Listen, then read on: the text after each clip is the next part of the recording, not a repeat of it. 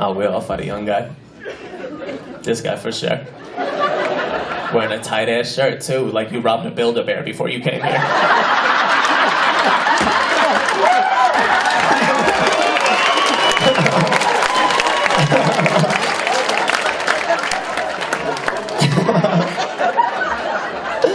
That'd be so funny.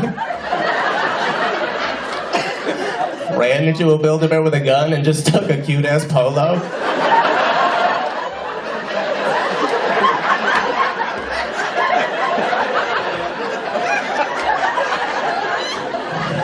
Damn it!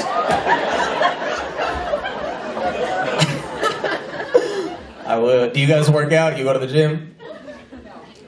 Every day? Do you?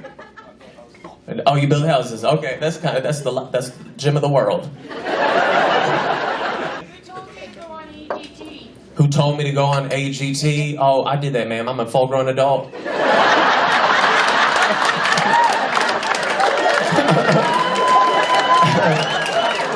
Yeah, 30 years old, but little 12-year-old body. I did it. Yeah, no, nobody told me. I did it. I've seen a lot of comedians who I know get on the show and be successful, so I just thought my style, my story was very unique for the show. I've had a crazy history with America's Got Talent. This is true. I don't know if you know this, but there's a comedian who stutters who was on the show a few years ago. And we used to tour together. And the story is, this is a 100% true story. I used to perform a lot at a comedy club in Los Angeles. He used to work at the comedy club doing like ticket sales, and he was trying to be an actor. He was not involved in stand-up comedy. He worked for the club, and the club had a softball team. One day he went to play softball. Softball hit him in the neck. He woke up the next day, had a stutter for the rest of his life. True story. He came up to me that same night, was like, hey man, I'm inspired by what you do.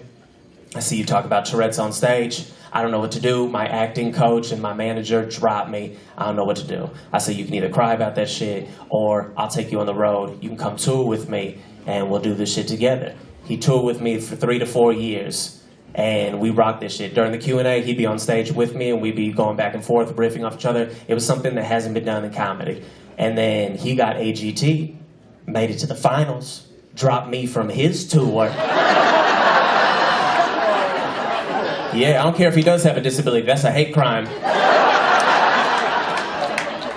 And then I had to start from the bottom up. My wife and I were almost homeless because he stopped that tour. We had nothing. I had no work coming up. I had to start from the ground up again. And he tells that story on stage sometimes, and I've seen it in videos and stuff like that. And when he tells that story, he doesn't even talk about me in the story. He leaves me out of that shit like I never existed. And the true story is that I was on the softball field that day.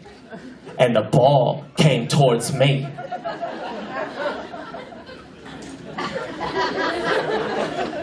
And I twitched. And I gave that little bitch his career.